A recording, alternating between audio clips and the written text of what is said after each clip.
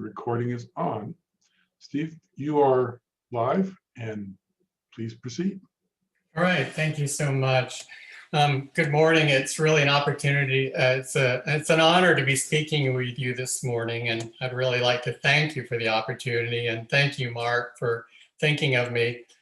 This week and next week, I want to talk about a subject on which I'm very passionate, and I honestly and sincerely believe it's the most critical issue facing the global Christian church. The title of this talk is Male and Female, Created He Them. Now, unless you've been hiding under a rock for the last 10 years, you may have seen some of these headlines. During much of my lifetime, the mainline Protestant churches, and to a lesser degree, the Catholic Church, were losing members at an alarming rate. Now, we took comfort as evangelicals in the belief that it's just because of liberalism, because the evangelical churches seem to be continuing to thrive, and that was true for quite some time. But recently, there have been trends in these churches that have called that into question, and we're finding that people are dropping out at increasing rates once they reach adulthood and independence. Now, the possible reasons for this are limited truly only by one's imagination and the number of books you're willing to read, or podcasts, or sermons, or videos you're willing to consume. Let's look at some of these possible explanations. It seems everybody has a solution of some sort. Some say that Christians just need to be praying more for their children, praying for the lost and for national revival. And of course, that's very biblical and sounds very spiritual, but where does that leave us really? You know, how much prayer is enough? Is God holding out on his blessings because we're 100 short on a number of prayer warriors? Others will say what we need is more sound biblical teaching from the pulpits. And this certainly has a certain appeal. It makes sense if, like me, you were living in the 60s and 70s and 80s when it was the liberal churches that were losing members. But in these times, even the churches with sound biblical teaching are still losing members. Faithful preaching of the Bible has no magical power to bring people to Christian maturity or keep them in the pews. Recently, I read a biography of Jonathan Edwards, and for decades, he faithfully taught the Bible in the church he grew up in, his father's church. But even Edwards was run out of his own church for trying to implement some basic reforms, like insisting that parents be believers before baptizing their children, so un-British of them, or that only true believers could partake of communion. These are things we take for granted today, but he was run out of his church for these. So, maybe preaching isn't really the only answer there. Some will argue that it's because Christians are not sufficiently engaged in the political arena and have turned over the subpublic realm to secular forces.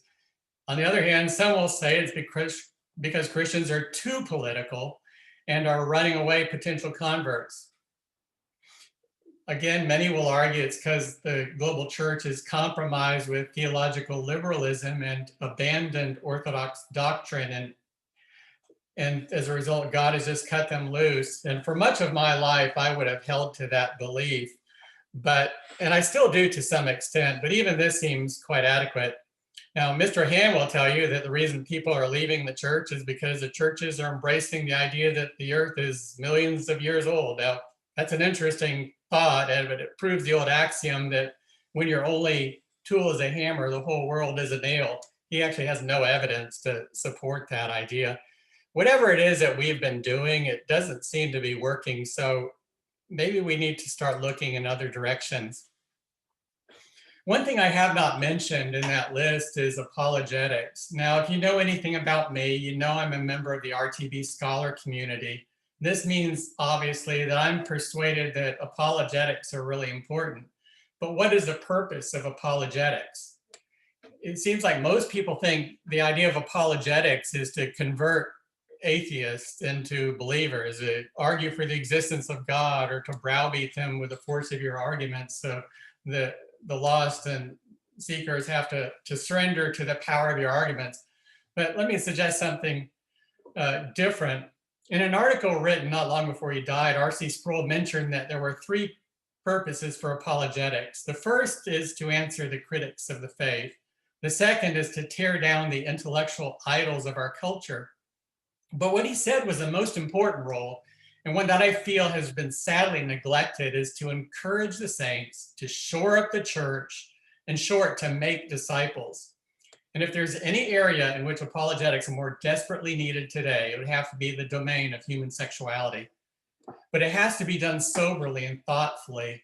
Just like in the creation arena, bad apologetics can end up doing more harm than good. You have to use sound science. I might remind some of you of a senatorial candidate in Arkansas a few years ago who got a lot of notoriety for saying women could not get pregnant as a consequence of rape. Now, that was wildly untrue and unscientific. And, you know, he didn't come up with that idea. I know he got it from someone out there who was promoting that belief, but he needed to check something that seemed wildly implausible against more respectable sources and not just take it at face value.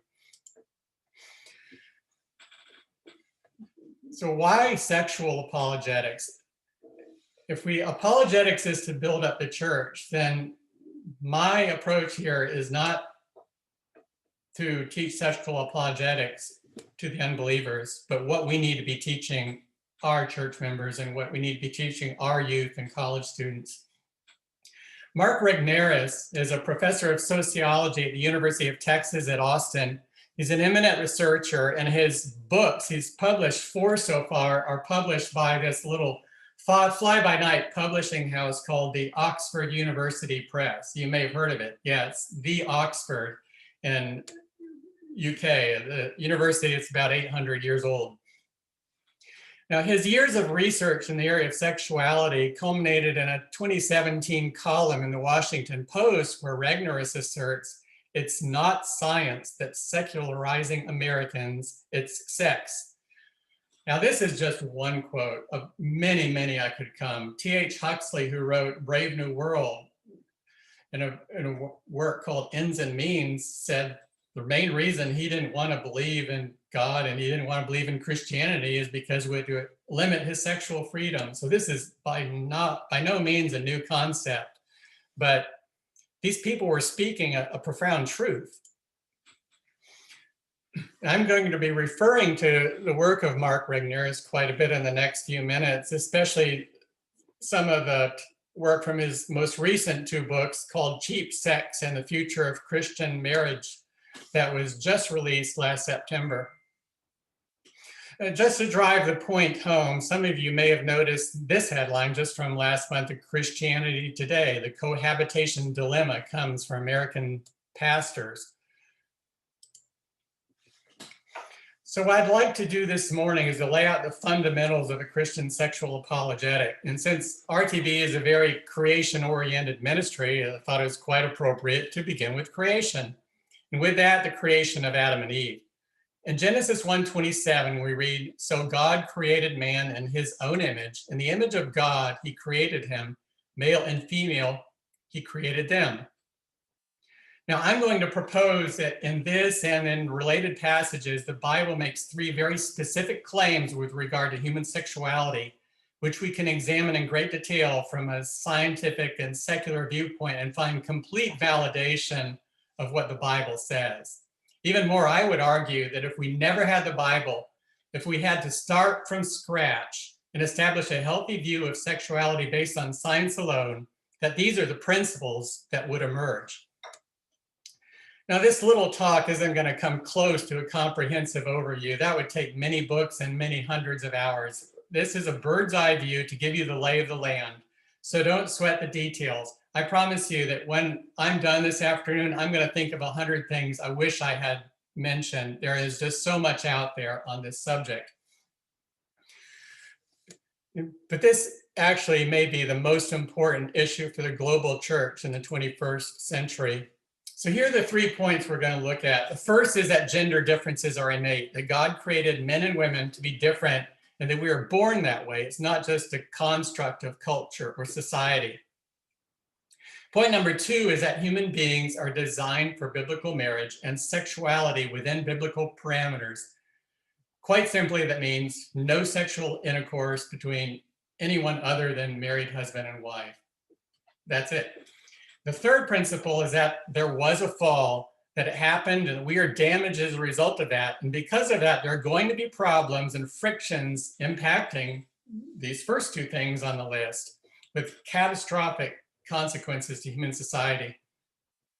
Now, and normally at this point, I might have to take some time to work out the exegesis of all this, but that was really done well by your own pastor, Josh Swanson. I was doing some background research on your church, and I saw you did a series on sexuality in 2019, and I listened to his 2 talks on Adam and Eve and biblical view, and it was an outstanding presentation. He did all the heavy lifting for me. So I'm following up that sermon from those 2 sermons from 2 years ago with the scientific apologetic that backs it up.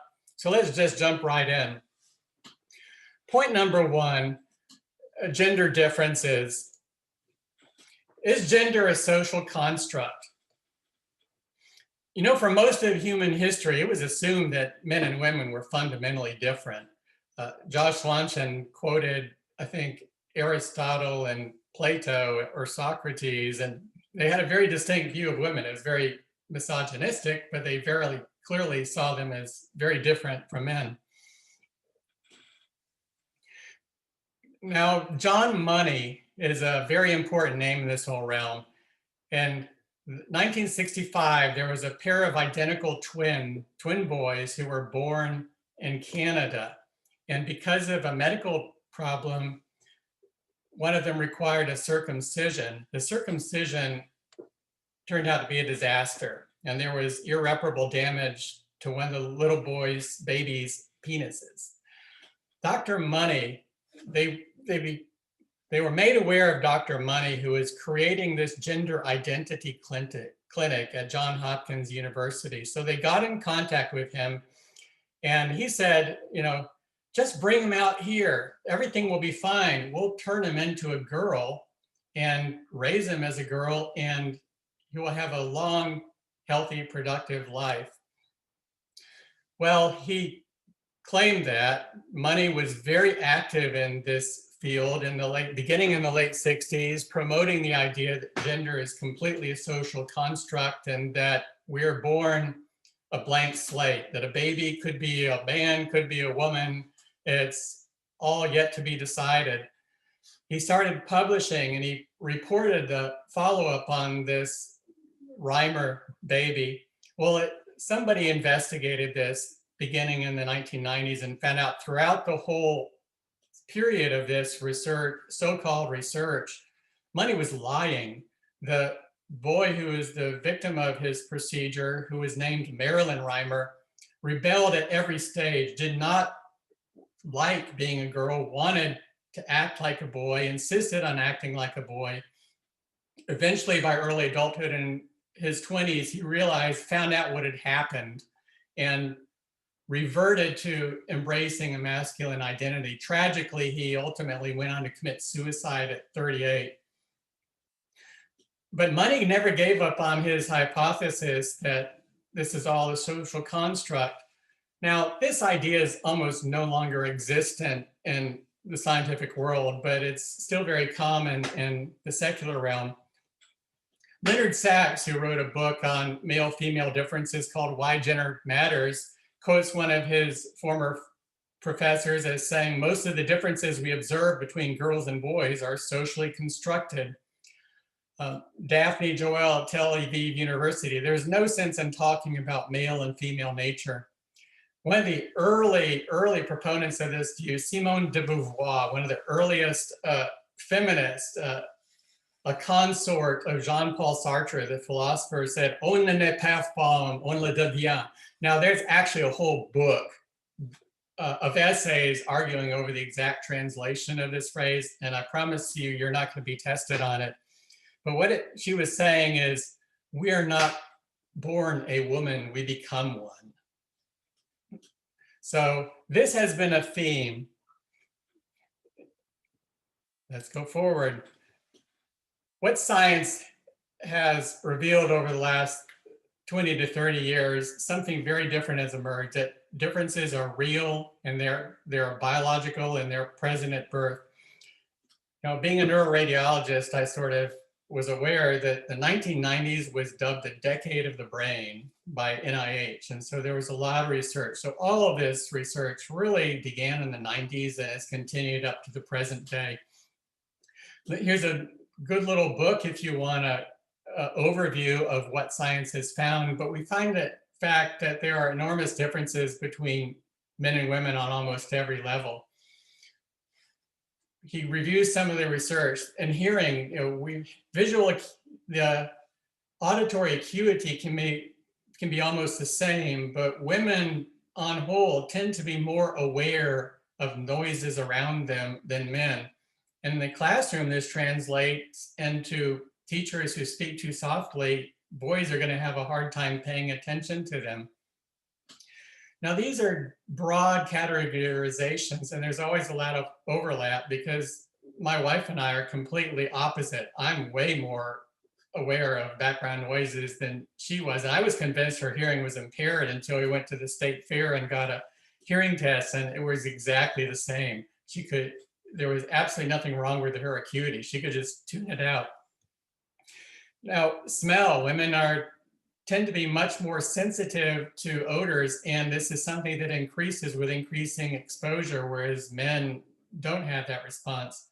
On the flip side, little boys are, as you know, much more inclined towards risk-taking and aggression. The risk-taking behaviors, the skateboarding down handrails and taking bicycles and jumping off cliffs, these are boy kind of things. Similarly, aggression, the fighting, the pummeling, the pounding. Now, people who say that this is just a social construct need to take a look at the social systems of all the primates, because these behaviors are found even in chimpanzees and monkeys. There's a species of Japanese macaque where they were researching and found it in the wild that females vastly outnumbered the males, and they couldn't explain why. And so they started eliminating all the possibilities. Were they killing each other? Was it some kind of illness? Was there a birth selection? What it eventually found out was that the male macaque monkeys were just willing to take far greater risks when they were swinging between trees, and they were just dying from trauma, from taking chances that they weren't up to. Similarly with aggression, we see higher levels of aggression very clearly demonstrated in male chimpanzees versus female chimpanzees. Learning styles are a big one. Little girls need to be more connected with their teacher on a personal level, whereas little boys, it's kind of irrelevant. They just want to master the subject and then get out and play. Boys and girls form friendships in different ways and set a different priority on them. Boys and girls differ in the response to babies, and this is very strong at the youngest ages. Clearly, there's a difference in sex drive between men and women. It's much more powerful in men. Attitudes towards sex, particularly intercourse, the male attitude towards and perception of the act of sexual intercourse is very different than how a woman views it and relates to it. Now, there's an enormous amount, and I could go on and on. There was a good study that came out about 2 years ago. This was the largest study ever done examining sex differences. It came out of the UK and was published in the Proceedings of the National Academy of Sciences. And they measured people according to the empathy quotient that measured ability to detect emotional responses in other people and an awareness and concern for those emotional systems, versus the systems quotient, which is analysis, figuring out how things work and why things work. Overall, females were higher in the empathy quotient and males higher in the systems quotient. This is what the data showed, that type E were the empathetic type. Among females, 40% were the empathetic type, whereas only 25% were the systematizing type, and in males it was strongly reversed. Only 13% of males were empathic, over 50% were type S, or system quotient scoring high.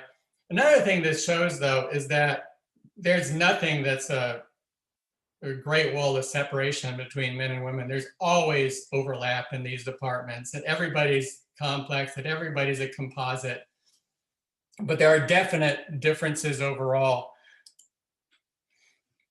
And what we also find is that it is biological, and it starts in the brain, and it has mostly to do with the function of the brain, not the structure of the brain. I spent decades looking at brain MRIs and CTs, and today I couldn't, if you gave me an MRI scan, I couldn't look at it and say, well, that's a man or that's a woman. There is a very slight difference in the midline commissure called the corpus callosum that takes white matter fibers from one hemisphere to the other. With women, it's slightly greater in cross section, but there's so much overlap, it's useless as a differentiator between one and the other. Some more evidence has come from young women who are afflicted with CAH, congenital adrenal hyperplasia, where they have more endogenous testosterone. So their development is somewhere, biologically, is somewhere between male and female on the physical level. And in the same respect, their behaviors on all these things that I listed, they tend to be more masculinized and more halfway between the stereotypical male and stereotypical female in their development. And the way this is mediated through a large part is through testosterone, which is produced even in utero at higher levels in baby boys. And in the brain, specifically in the DNA of the nuclei, there are androgen receptors. And the testosterone binds to androgen receptors and controls gene expression. So by the time an infant is born, his brain has been wired to be male or to be female.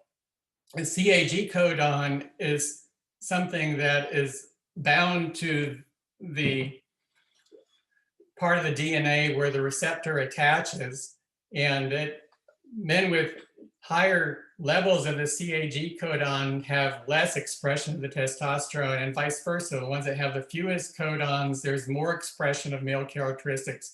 So we can prove this down to even a molecular level. As I said, that's just going to be an overview, and this culminated in 2017 in publication of the Journal of Neuroscience Research. The notion that sex matters fundamentally, powerfully, pervasively for all of neuroscience, not just for reproduction, is an idea whose time has come, said Larry Cahill in an editorial opening this issue. You know, we talk about follow the science, but right now, most of the media and educational establishments are still living in the 1980s, imagining that most male-female differences actually are social constructs. So just a few caveats before I move on to the next subject. So both masculine and feminine personae exist along a continuum. Any woman is going to express some of these male characteristics and vice versa. It's not an either or. Some gender roles indeed are socially and culturally determined. You know, somehow in the West in the 20th century, it became that most secretaries were females, but that wasn't true historically. You read Dickens, there are no female secretaries in 18th century or 19th century England. The significant overlap is inevitable, but it varies with the traits. Some are more strong than others. For instance, traits regarding the sex drive is much more distinctive between men and women. Many of these differences actually decrease with age and experience. With education and professional experience, women can learn to be more aggressive when they need to be, and men can learn to tame their impulses. And I'm not going to talk about public policy at all today. That's just beyond the scope of this. So let's move on to the next issue, which is biblical marriage and sexuality. The second point is that marriage is designed by God and is optimal for human flourishing. Christian marriage is based upon the principles of diversity, that men and women are different, and that's good. And that The second, complementarity, builds upon this, that because we're different, and we're different in ways that we can complement one another, and the two together are stronger than the one alone. The third principle is that of interdependence and exchange. The both sides of the relationship have something to give and also something to gain. They depend on one another, and there's a trade-off of who can bring what to the relationship. It should never be one-sided or lopsided. So biblical marriage is incorporated into human design. So what does that mean? This is a principle of natural law. It shows that because it's part of our design, that if we follow that principle, we're much more likely to succeed at life. Things are just going to work better. And the basic principle is that of lifelong heterosexual monogamy. Any departure from that is going to go against natural law, go against our design, is going to lead to adverse consequences. You know, a popular question that might come up is, what about polygamy in the Old Testament? Well, Jesus answered that. He said it was never part of the design from the beginning. Now, there's a common perception, I think, in Christian communities that the Mosaic Law was intended as some sort of comprehensive code, that everything prohibited in Mosaic Law was against the law of God and everything permitted, it was okay, but that was never the intent of the Mosaic Law. So why does complementarity matter? Well, we find it is optimal for child rearing. In everything, there has to be balance. Overprotection will lead to needy and insecure children, but no protection at all will also lead to no protection at all will lead to irresponsible and overly secure risk-taking children who might end up dead. So children need to learn the balance between healthy and unhealthy aggression, between overprotection and excessive risk-taking. So that's how our differences come together. It enhances maturity in a healthy relationship. Now, as we identify these sex differences, it's not saying that one is good and the other bad. It's more like it shows where men need to grow and where women need to grow. Men need to have some of their impulses toned down a bit, and women might need to have some of their weaknesses compensated, and together we grow, whereas apart we don't. It incentivizes personal growth. There's a reason to grow in maturity when you're seeking a marital relationship. It's optimal for household functioning. Households are just function better when all the jobs are taken care of, when the house cleaning, the cooking, the breadwinning, the yard, when all these are taken together. And some people are just going to be better at one thing than another. It's optimal for long-term happiness and mental health. And what we also find is that monogamous societies compared to polygamous ones outperformed all others in historical terms. So I mentioned that some of these positive outcomes of marriage are improved health. What research has found is it also leads to higher levels of happiness, higher economic prosperity, increased lifespans, and that children fare much better when raised by both biological parents, much better than children born out of wedlock or children who are in blended homes or were products of divorce. I'm not even going to have time to get into the research here, but this is what is emerging. There's an excellent new book out just this spring by Katie Foss and Stacey Manning called Them Before Us. And it focuses especially on children and how in our current society, adults' interests and desires have been placed first and foremost, and children have been sacrificed on the altar of adult desire. By almost every imaginable parameter, children fare better when raised by their married biological parents. In the book, they talk about all the issues and problems that are happening to children because of being separated from their biological parents, including safety. I just finished a gig where I was working at Scottish Rite Hospital in Atlanta, and we would see children being brought in, victims of terrible abuse, severe head injuries, some just horrible problems. And the feeling in the medical community is often one of judgment that this is the scum of the earth, these are horrible people, and they are. But what you would find, and what few people realize, is that number one, the perpetrator is almost always a male. And number two, perpetrator is almost never the biological father. It's almost always a cohabitating male or a male friend of the mother who's there not because he's interested in the child, is there because he's interested in the mother and what she has to offer him. Children who are separated from their parents struggle with identity, with mental and physical health, with economic and academic success, and in their general social well-being. They're ones without mothers or fathers are more likely to end up in crime, in prison, and suicide. And they make one point in their book, which is really quite excellent, that we need to get rid of this term called parenting, that there's no such thing as parenting. There's mothering and there's fathering, and children need both. So what they conclude is that the rights of children should be very simple, three things: to be raised by their biological father, biological mother, in a stable home environment. And if you provide these things to any child, they will beat all odds and tend to do extremely well in future in life. What do we know about marriage and health? We know that marriage reduces depression, that unmarried adults are more likely to drink, use marijuana, and drive recklessly, that married men and women experience lower mortality at every age relative to those who remain unmarried or lose their spouse through widowhood or divorce. I'm reading from a review published in 2010. And of course, there's just more data since then. A number of studies reveal that marriage also leads to better general physical health and better outcomes for specific health conditions, including arthritis, hypertension, and heart disease.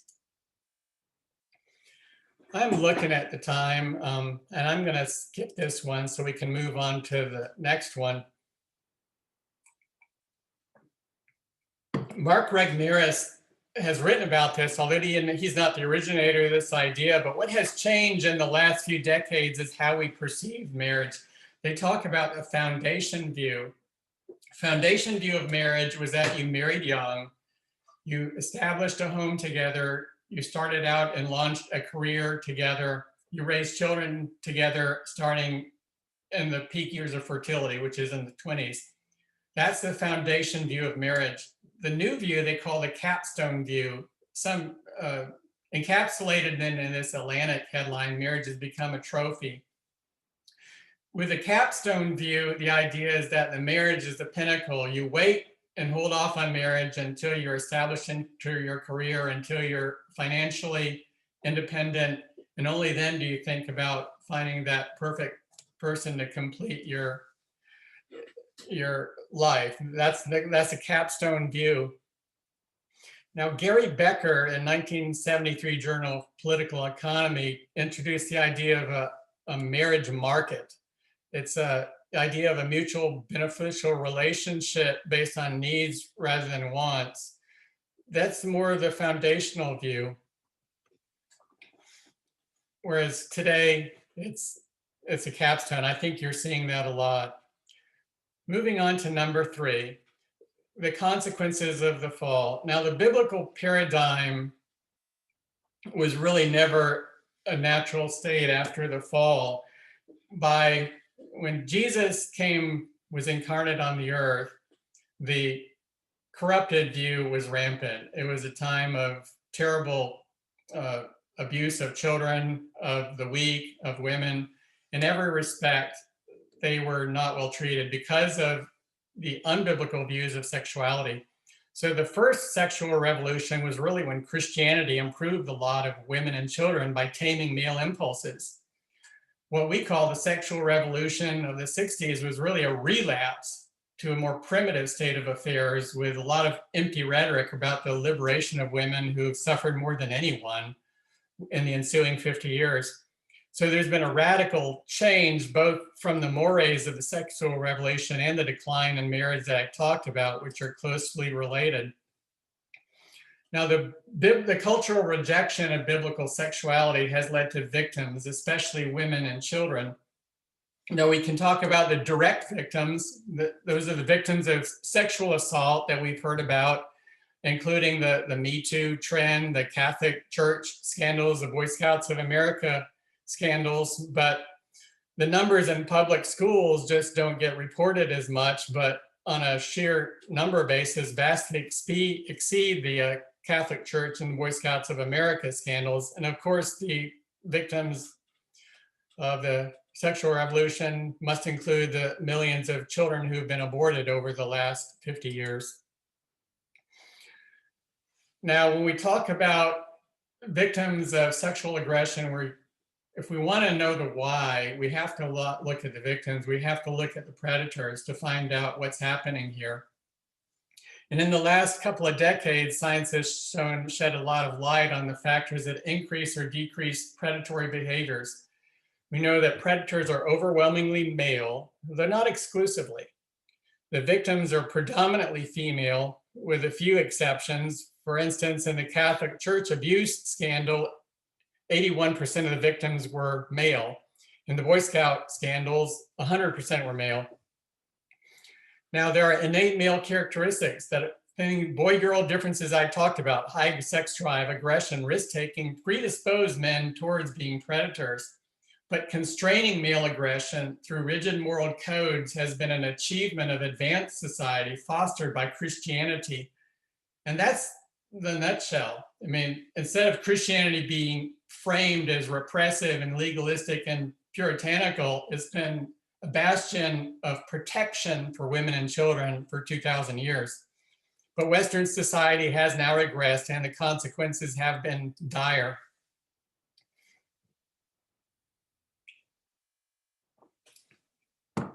About 30 years ago, Neil Malamuth came up with a confluence model here of sexual aggression. And he identified two factors. One is hostile masculinity, the hyper-aggressive, macho, misogynistic attitude that develops in some men. The second that he identified is impersonal sexual orientation. Now, this has nothing to do with sexual preference. It is how you think about sex. Thinking about sex is nothing very important, just a very casual thing. He came up with the first two. Now, in the last 10 years, there's been a third leg to this stool, and that's consumption of pornography. These three things are established as very strong risk factors for development of sexual predators and therefore to victims. Now, one of the things I talked about was casual attitude towards sex. Well, how do they measure that? And the tool they use is this. It's called the Revised Sociosexual Orientation Inventory. And they survey. And it's really quite interesting. We don't have time to read this, but every one of these expresses a view where Christianity would have a different position. And for instance, with how many different partners have you had sex within the past 12 months? You know, a Christian response would be either 0 or 1. A non-Christian response or something running against the biblical sexual ethic would be different. We could go right on down the line. Number 4, sex without love is okay. All these are, the higher the score, the greater risk of aggression, except for number 6. I do not want to have sex with a person until I am sure that we will have a long-term serious relationship. That is scored negatively. But if a Christian who has a Christian worldview and a Christian attitude towards sexuality would score extremely low, and someone who fully embraced the cultural secular narrative would tend to score high. And that is a predictor of sexual aggression. Now, I've already talked about children as victims. They face consequences in terms of their physical health, their safety, their emotional health, social functioning, academic attainment, identity, yearnings. All of these children are victims of this fall. And the indirect victims are all of us because of the rise in crime, because of poverty. Loneliness is a major factor. People are having greater difficulty establishing stable relationships. Mental illness, depression, anxiety, suicide, economic impact of declining populations in Western societies. So moral and communities effect, I will probably not have time to get into, but of course you're aware that sexually transmitted diseases are another risk of non-biblical sex, but no one cares. We see the CDC reports last year for In 2019, sexually transmitted diseases reached an all-time high for the 6th consecutive year. But nobody cares about this. Why do we not use this as apologetic? What did I just tell you about men?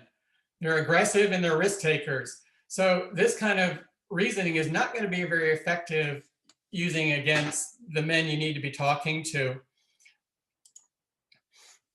Mark Regnerus, I talked about earlier, came out with this phenomenal book in 2017 called Cheap Sex, where he talks about the whole principle of sexual economics. It's not one that he developed originally, but he's written about it. And in this, men dominate the demand side for sex because of their innate sex drive, whereas females are typically the gatekeepers. They're more reluctant, and historically because they had more at risk. Now in the current realm, females dominate the market for marriage, where males dominate a separate market for sex outside of marriage. The price of sex is reflected in what it costs an individual to obtain a partner. So what does that mean exactly? This is really quite useful, and what's what I'm going to wrap up with. What's driven down the price of sex are some of the things I've listed here. The pill, of course, was the first one to dramatically reduce the risk to men and women, but especially women, but in reducing the cost. It also made it cheaper in economic terms. Some of the more contemporary trends include internet dating and smartphone apps that some phrase as nothing more than sex delivery systems. Lower expectations from females. Women are just more willing, even if reluctant, to engage in sex outside of marriage. They're willing to settle for lower standards. And this is changing the attitudes towards marriage that I talked about. That going from the traditional view to the capstone view, where if you're embracing the capstone view, that pushes marriage out 10 or 15 years. That's a long time to be celibate. So the opportunities, the desires, all lead to a situation where they're much more likely to engage in premarital intercourse or multiple partners. Pornography has reduced the price of sex because it's the cheapest sex of all is what pornography has to offer. Marriage, on the other hand, remains expensive because of this capstone view. But the consequences of that are the things that I've talked about already. Because of cheap sex, people are less happy. There's increased frustration, increased loneliness, because one of the best cures for loneliness is marriage. Reduced religious engagement. Couples that cohabitate or are non-cohabitating couples that are sexually active are much less likely to attend church, even if they come from a church background. More liberal political tendencies. Now, you can judge for yourself whether that's good or bad, but it's been well documented. Masculine acedia, what does that mean? Well, acedia is sort of a lassitude, a laziness.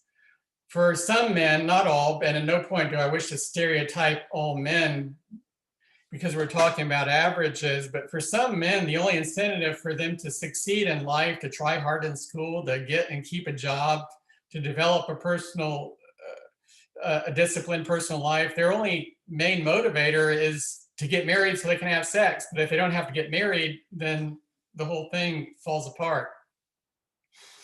Fewer and fewer people are getting married, and it's mostly not because the women don't want to, but because the men don't have to. And this, of course, leads to reduced fertility. And the way this feeds into loneliness is because people are getting married less, they're having fewer children. You have fewer siblings, they have smaller families, more single child families. Fewer siblings means fewer cousins, fewer aunts and uncles. And it feeds upon itself because they don't, one of the causes for loneliness is an extended family, but children being raised in some societies with very low birth rates don't have that extended family. Growing up with opposite sex siblings and relatives is one of the best ways to learn to understand the opposite sex. But with the declining birth rates, they don't have that opportunity. So all this feeds together into one large situation where the church and society at large are being hurt. Roy Baumeister is a social psychologist from Florida State, and he's actually the one who coined the term sexual economics.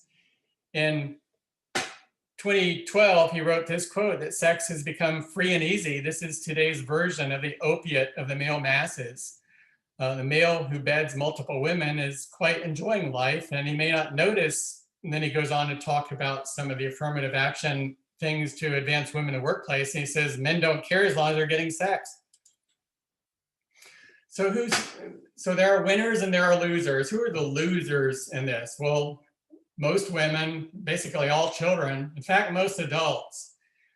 Who are the winners in the current situation? The sexual paradigm that's being promoted by secular society. The winners are sexual predators.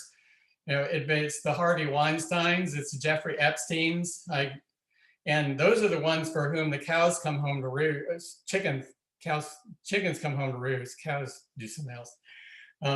But most of the time, the chickens don't come home to roost. You can be a sexual predator and president of the United States. I think that's been shown. So in summary, I said at the beginning, there are 3 principles of sexuality defined by the Bible. And in the talk today, I've shown that what science has established in the last several decades, even though the cultural narrative is radically different,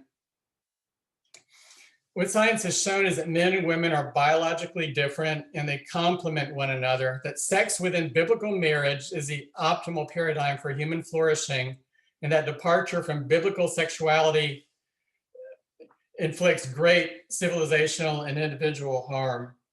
That looks like about 45 minutes there. Now, next week, some questions may come up. If some people are suffering as a consequence, why is this so popular? Second, how did these beliefs emerge? And more importantly, agree this is a problem. What are the possible remedies? So that's what I want to get into next week. And I'm going to offer some scientific answers to this and some biblical answers to this. So please stay tuned.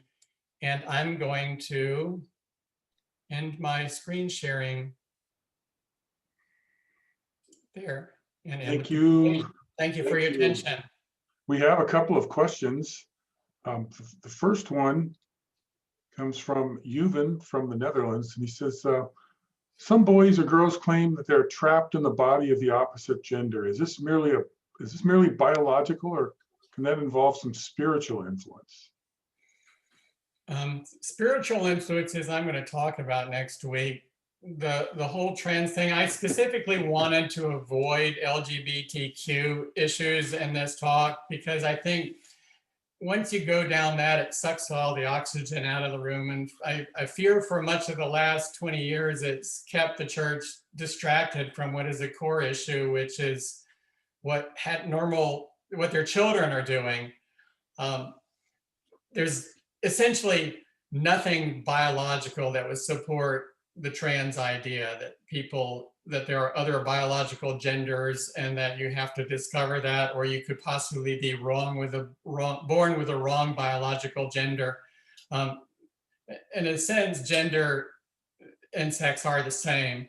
Now, I think you have to be very careful with the edges of that, because what Simone de Beauvoir said, that we're not born a woman, we become one, that's not completely untrue either.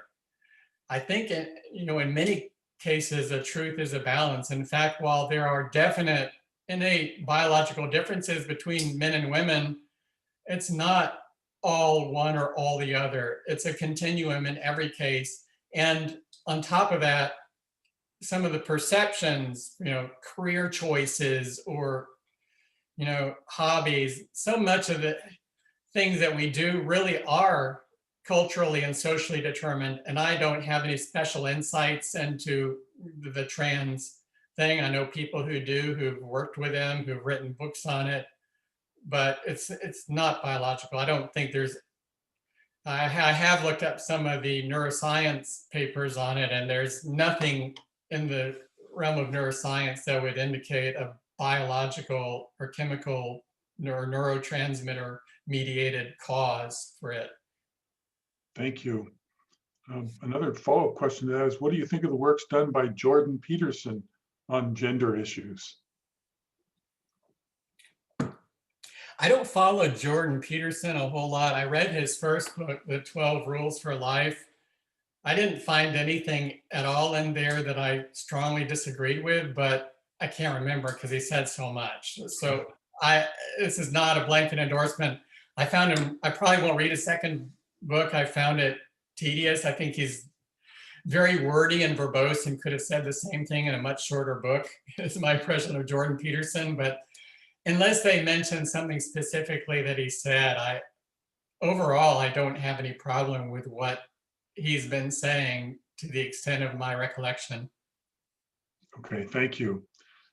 Another question is, how would you use the information that, for example, that you brought to us today, if you were teaching a group of teenagers in a church, like a Sunday school, youth group or something like that, and you wanted to encourage them to follow the biblical precepts instead of following the cultural precepts? Is there anything that you'd give us as advice as how we might want to approach something like that? Next week, I'll talk about some of where we began. The first thing everybody needs to know, if you don't agree with anything I said today about this being a critical need, then please go out and read more books, read more research, listen to what people are saying, and look at the data and see what it's showing. But if you're convinced that this is a critical need, the first thing we need to do is get more people on board caring about it, because people only have limited capacity for attention, and they will respond to whatever is the greatest need. In my circles, I don't see the church paying very much attention to this. They're more concerned with the political realm, and they're more concerned with dealing with some of the things happening in the state and local political levels than what's happening in their own churches. I am obviously not a high school teacher. How you take, I think for college students, you would probably just go right like what I did and present it. I think it would need to be repackaged significantly for high school students. I can't make that leap from what I just did to high school students. What I need is to get enough people to care that people who are on board with it can develop age-appropriate curricula for that. That's the best answer I can come up with specifically to that question. That's a great answer. Thank you very much. Next week, you're going to be talking about, remind us one more time what we'll be getting into next week. I'm going to talk about the science of cognition. I sort of made a case that if what I said in the talk today is true, that it means that about 80 to 90% of American society has bought into a lie. And how do you explain that?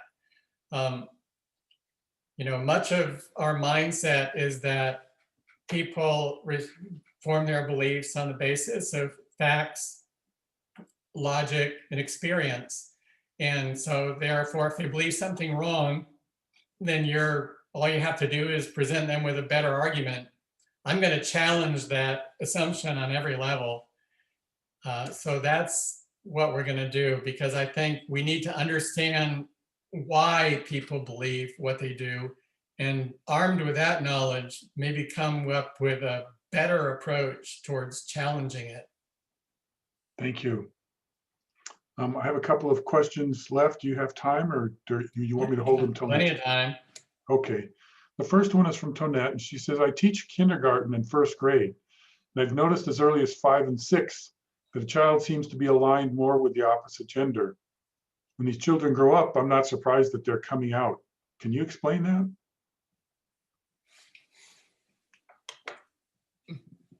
Again, I didn't really want to get into LGBTQ issues. It would be an area for a whole different talk.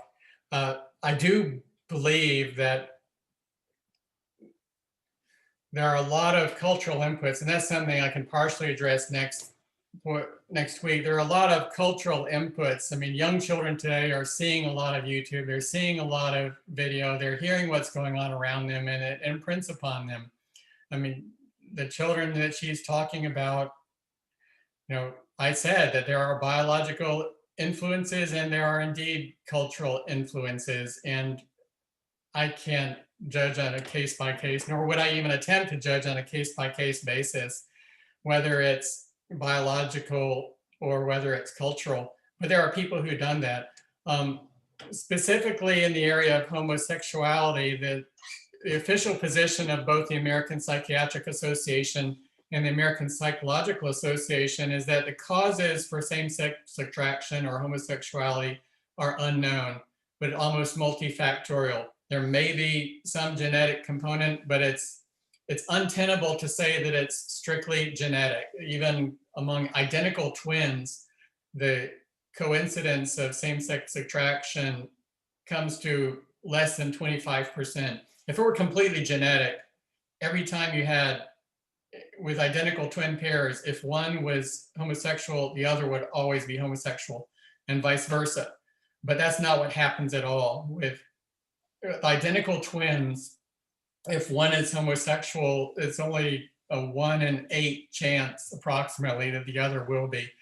And so that might be higher than random, and it might be higher than fraternal twins or biological twins. So there may be a genetic component. There's also the possibility not of genetics, but gene modulation, the effect of maternal hormones and the effect of circulating hormones in the baby. And then there are cultural influences. And we don't, the problem with homosexuality is there's a surprising lack of interest in researching the causes for it. And so I think we'll probably go on not knowing. People probably don't want to know the cause for it in the current political environment. Yeah. Okay. Thank you. We have a question here from Tim Williams, who says, you mentioned CAH afflicted females. Do you know how prevalent such cases are? And is there a case for considering transgendering among such individuals? It's very rare, actually. And in their case, they would probably just let them live how they want to live. I don't know. Okay. All right, we'll leave it at that. We have one last question from Steve. It says, is there research showing sexual identity confusion stemming from a childhood sexual violation? There's been a lot of writing on that. I know in the 90s, some of the stuff coming out of Focus on the Family and Maynard were saying that one of the major causes for homosexuality was childhood the sexual abuse. And then there was a backlash, and they say no, that the other political side said there's no validity to that. My best take right now is that probably is some validity to it. It's higher than expected. Now there's the opposing view that says, well, it's just because if they were boys, it's just because they were seemingly effeminate as a young child that made them targets and therefore more likely to become a victim. So on the one hand, they're acknowledging that there is a disparity. They're admitting that they are more likely to have a history of sexual abuse in childhood, but they're kind of blaming it on the perpetrator and saying that it's an effect of being homosexual, not a cause. Again, it's not an area where we're likely to see objective research, because I don't think people really want to know the answer to that either. The truth is that there's, I'm way more concerned of the broader issue of sexual victimization, regardless of the identities of the male or the female. It's the big picture we need to stay focused on. Yes. True. Thank you very, very much. Dr. Willing, we appreciate you doing this and being with us next week. I'm really looking forward to that. So I'm hoping that the rest of the people who are here will come in early. We normally would start at 10:45 with Hugh's stuff, with the Q&A at 10:30. So what we're going to do is we're going to come in at 10:35 Pacific Daylight Time next week and start from the beginning. So I hope everybody joins us at 10:35 next week. And with that, Dr. Willing, thank you very much again. And we'll look forward to seeing you next week. Take care, everybody. Thank you, Mark. My voice held out. That's okay. You work great. Bye-bye. Thanks. Bye.